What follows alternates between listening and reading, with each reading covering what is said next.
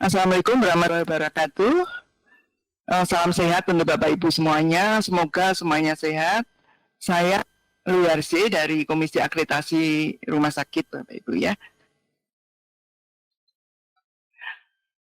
Bapak Ibu, memang saya akan menjelaskan, sebetulnya mengingatkan, khususnya untuk rumah sakit yang sudah terakreditasi, standar-standar apa yang memang diperlukan dalam menghadapi COVID ini. Kita tahu ada 4 kelompok, yaitu SKP, standar pelayanan fokus pasien, standar manajemen rumah sakit, program nasional, dan juga IPKP. Di antara standar ini sebetulnya sangat terkait dengan bagaimana untuk menghadapi COVID. Ada di SKP, ada di fokus pasien, juga ada di manajemen rumah sakit. Ya. Bapak Ibu sekalian, penularan COVID kita tahu adalah droplet, ya. Itu baik di presentasi dari modulnya WHO maupun dari buku pedomannya dari Kementerian Kesehatan. Droplet sebabkan orang yang disebarkan orang yang terkena kontak dengan sekresi pernafasan pasien yang dulu hanya dari hewan, sekarang sudah orang ke orang, Bapak Ibu ya. Tapi belum lama ini malah tanggal 17 Maret 2020, WHO malah menyampaikan bahwa dia dipertimbangkan ada airborne precaution untuk medical staff, sehingga medical staff memang harus benar-benar memperhatikan karena coronavirus bisa menjadi airborne. Ini statement dari WHO yang saya baca di CNBC. Jadi ini. Dan kita tahu definisi kalau jadi KLB itu satu kasus. Itu kasus COVID itu sudah dinyatakan KLB. Ini ada di pedoman PP-nya COVID Kemenkes ya. Berarti kalau di rumah sakit Bapak Ibu ada satu kasus, itu kan bisa diartikan sebagai KLB. Bapak Ibu sekalian, memang untuk COVID kita tidak hanya PPI-nya Bapak Ibu ya. Kita tahu ada outbreak di masyarakat. Ya, outbreak di masyarakat memang bisa menjadi outbreak-nya di rumah sakit. Dan kalau terjadi yang di rumah sakit, disaster yang di masyarakat bisa menjadi disaster di rumah sakit. Karena itu memang rumah sakit perlu mempunyai disaster plan. Ya. Ini ada di MFK 6. Selain itu, karena ini terkait wabah, rumah sakit juga mesti mempunyai skenario penempatan pasien. Ini ada di PPI 83. Ya. Jadi kalau di MFK 4, MFK 6 ini, di dalam senar edisi 1.1, itu rumah sakit mesti punya program manajemen disaster. Ya, kita tahu disaster itu bisa bencana alam, bisa bencana non alam, dan bencana non alamnya itu bisa wabah. Ya. Ini nggak bisa. Bapak Ibu, di kita kalau lihat di elemen penilaian, di mana yang elemen penilaian di MFK 6 ini ya, satu ada terkait ada regulasinya, program disasternya ya, kemudian ada identifikasi bencana, baik bencana internal maupun eksternal. Di situ juga disebut seperti kedaruratan di masyarakat, wabah, dan bencana alam atau bencana lainnya, serta kejadian wabah besar yang bisa menyebabkan terjadinya risiko yang signifikan. Ya. Rumah sakit melakukan self-assessment, siap atau tidak kalau ada bencana tersebut. Ya. Ini yang ada di dalam MFK. Mudah-mudahan rumah sakit yang sudah terakreditasi sudah melakukan identifikasi ini sehingga siap bila ada wabah. Ya. Kita bisa melihat di regulasi manajemen disaster, rumah sakit memang harus menentukan jenis kemungkinan terjadinya konsekuensi bahaya, ancaman, dan kejadian. Kemudian juga menentukan integritas struktural di lingkungan pelayanan pasien. Jadi kesiapan pelayanan pasien bila ada terjadi disaster, menentukan peran rumah sakit, kejadian strategi komunikasi, mengelola sumber daya, juga mengelola bagaimana tempat pelayanan alternatif pada waktu kejadian. Jadi misalnya perlu ruang isolasi. Bila ruang isolasinya tidak mencukupi, bagaimana perencanaannya? Ya. Kemudian Bapak Ibu, di PPI 8.3 ini juga ada bagaimana rumah sakit mesti mengembangkan bila terjadi outbreak atau wabah. Ya. Jadi rumah sakit itu memang diharapkan punya skenario untuk penempatan pasien. Ya. Memang kalau di dalam standar itu lebih banyak untuk infeksi airborne-nya. Ya. Kita tahu COVID-19 adalah droplet, tapi baru ada statement itu juga bisa airborne. Memang ada tindakan-tindakan yang ada aerosol yang bisa menyebabkan juga udara ya. Jadi memang ada skenario penempatan pasien bila terjadi ledakan pasien. Jadi memang rumah sakit juga mesti harus punya rencana bagaimana bila ada wabah ya. Ini khususnya untuk rumah sakit rujukan. Kemudian menyediakan ruang isolasinya ya.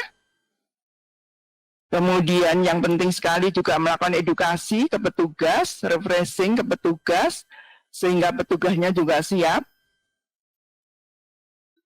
Kemudian apa sih Bapak Ibu strategi PPI-nya? Ya. Bapak Ibu sebetulnya strategi PPI yang ada di pedoman punyanya Kemkes ya atau dari WHO ya itu memang mesti harus dilaksanakan oleh rumah sakit. Ya. Misalnya kebersihan tangan. Untuk kebersihan tangan memang di dalam standar kan sudah diatur SKP 5 di EP 1, 2, 3, 4, 5, 6-nya. Kemudian juga di PPI 9, EP 1, 2, 3, 4, di mana rumah sakit harus punya regulasi bagaimana melakukan cuci tangan, pada momennya harus dilakukan, kemudian bagaimana kecukupan hand swab-nya. Ya ini memang menjadi kendala dengan adanya kesulitan untuk hand sanitizer-nya. Ya. Jadi ini sudah diatur di dalam senar. Kemudian terkait kebersihan pernafasan, etika batuk dan bersin, ini juga wajib diedukasikan, baik untuk pasien, pengunjung, dan juga untuk petugas, semua petugas di rumah sakit. Terkait dengan APD, sesuai risiko, ini juga diatur di PPI 9.1, mesti rumah sakit punya regulasi, kemudian menggunakan APD sesuai risiko, dan juga ketersediaan APD. Ya.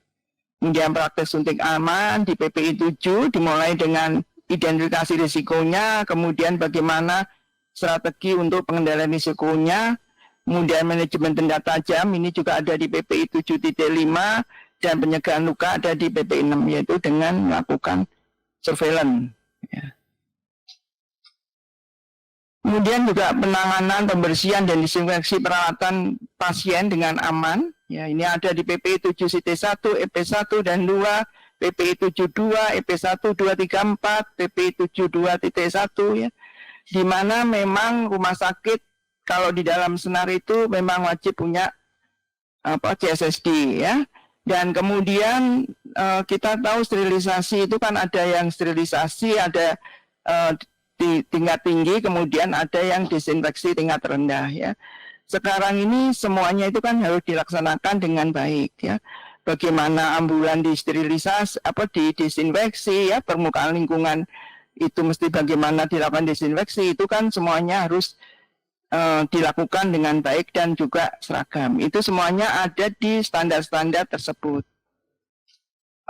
Termasuk membersihkan lingkungan. Membersihkan lingkungan itu masuk di dalam program PPI bahwa memang rumah sakit harus punya program terkait dengan kebersihan lingkungan. Ya. Kemudian terkait dengan penanganan dan penyucian linen yang sudah dipakai dengan aman. Ya. Ini juga diatur di PPI 171, EP1, EP3, PPI 73, dan PPI 73.1. Memang kalau di dalam standar senar, kita mulai dengan pendekatan risiko. Jadi kita lakukan identifikasi risiko, apakah masih ada risiko dengan penanganan dan penyucian linen kita, apa saja risikonya, kemudian dari risiko itu kita membuat strategi pengendalian risikonya, dan membuat pedoman-pedoman. Ya. Kemudian juga pengelolaan limbah, ya ini juga diatur di PPI 7.4, 741, PPI 7.5 ya. Jadi limbah ada yang swakelola, mungkin ada yang outsourcing ya atau KSO dengan pihak lainnya, itu juga diatur bagaimana harus milih untuk outsourcing, itu harus ada sertifikasi mutunya dan lain sebagainya. Jadi itu diatur di dalam Senar Indonesia 1. Saya ini ya. Ya. Bapak Ibu, kalau PPI-nya sebetulnya adalah ini ya. Ada program PPI. Di dalam program PPI ini juga ada terkait program keselamatan dan kesehatan kerja ya. Jadi memang Bapak Ibu di era COVID ini diharapkan juga semua tenaga di rumah sakit, baik tenaga kesehatan maupun tenaga non kesehatan juga tetap menjalankan apa-apa yang digariskan di K3-nya ya. Kemudian juga ada isolasi ya, kewaspadaan standar, kewaspadaan transmisi, ada sanitasi ya, ada sterilisasi laundry dan juga ada IKRA dan juga ada surveillance. Bapak Ibu, program PPI-nya ini memang didukung oleh komite atau tim PPI, dan ini komite atau tim PPI diharapkan dapat sangat berperan di dalam eranya COVID ini. Kemudian efisien diharapkan tidak hanya untuk keperluan akreditasi saja, tapi diharapkan berperan betul-betul memantau bagaimana kepatuhan rumah sakit terhadap penggunaan APD, hand hygiene, juga terkait dengan penempatan pasien ya. Jadi juga terkait dengan yang lainnya, mesti misalnya sterilisasi, disinfeksi dan lain sebagainya. Program ini perlu didukung oleh Diklat. Memang Diklat di dalam PPI adalah staf rumah sakit, pasien, pengunjung dan juga mahasiswa praktek ya.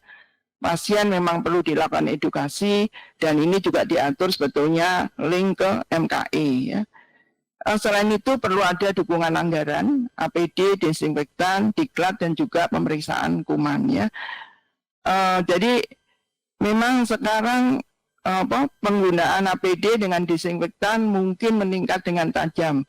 Karena dulu APD lebih banyak digunakan oleh staf medis atau staf klinis, tapi sekarang saya lihat di rumah sakit kan mulai satpam juga sudah menggunakan APD atau masker ya. Jadi memang direktur rumah sakit juga mesti mempertimbangkan dengan adanya kelangkaan APD, desinfektan ini bagaimana agar pegawai rumah sakit atau semua staf klinis dan non klinis terlindungi terhadap virus COVID tersebut.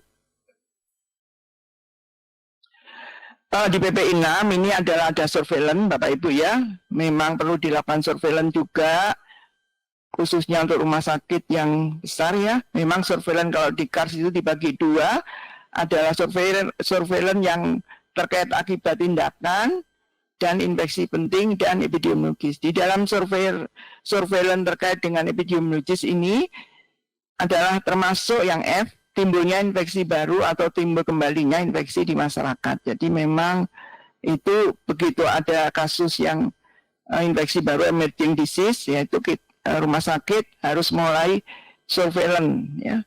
Jadi harus mulai surveillance screening pada waktu pasien masuk ya. Yang kedua, memastikan identifikasi awal dan pengendalian sumber ya. Ini memang menggunakan triase klinis ya di fasilitas yang kes atau rumah sakit. Kalau ini rumah sakit, tujuan melakukan identifikasi dini pasien yang mengalami infeksi pernapasan akut untuk mencegah transmisi patogen ke tenaga kesehatan dan pasien. Di KARS itu ada RK1, 1.1, 1.2 Bapak Ibu ya. Jadi memang selain PPI ya deteksi dini pasien masuk itu juga sangat diperlukan dan ini diatur di dalam standar. Ini slide-nya Pak Joti ya. Di IGD apa saja yang mesti dilakukan ya. Kalau kita lihat di IGD itu ada triase, ada screening, ada AMA, delay of treatment, dilema etik, penanganan harta benda dan lain sebagainya sampai untuk terminal ya, Bapak Ibu ya. Dan juga pengaduan. Ini juga kalau admisi apa saja ya.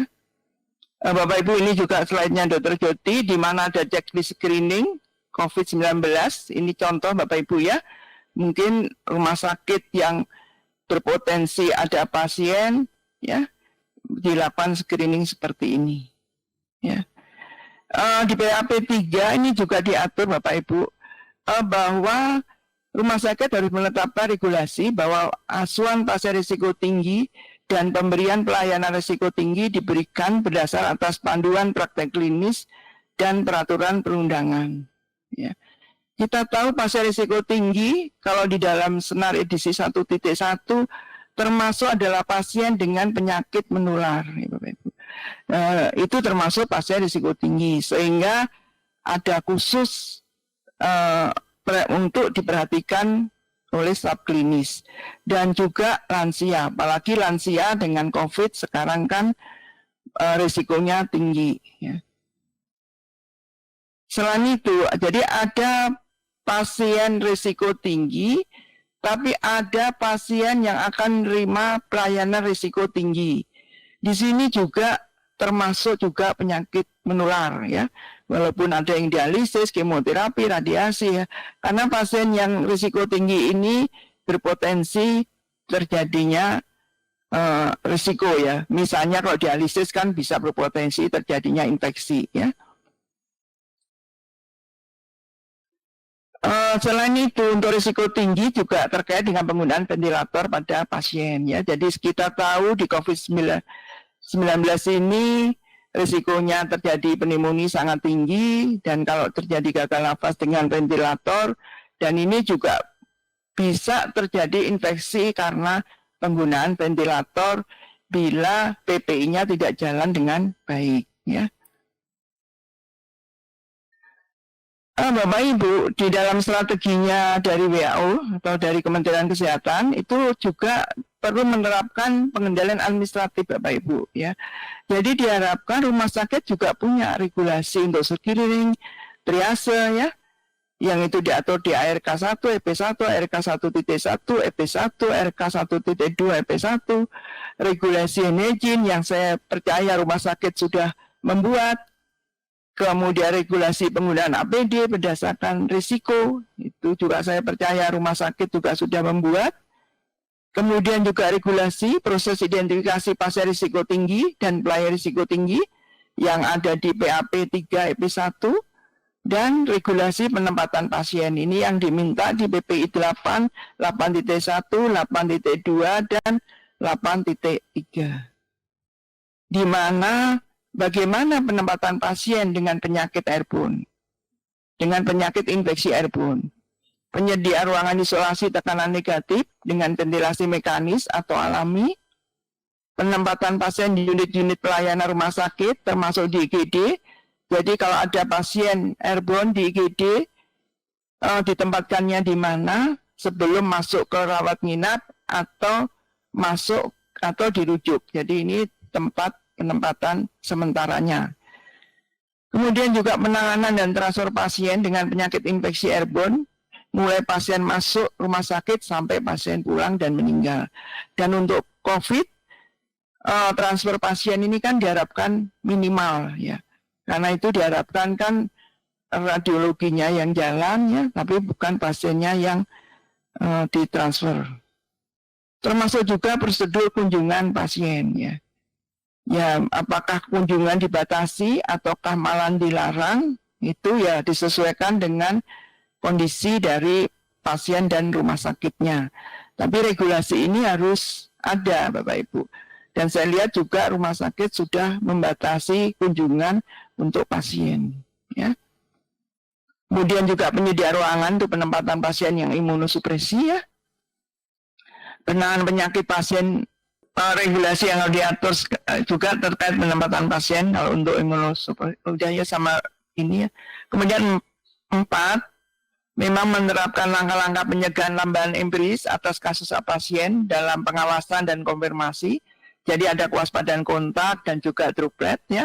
Kemudian batasin atau larang pengunjung pasien, ini juga mesti dimasuk di dalam regulasi di PPI 8 EP1.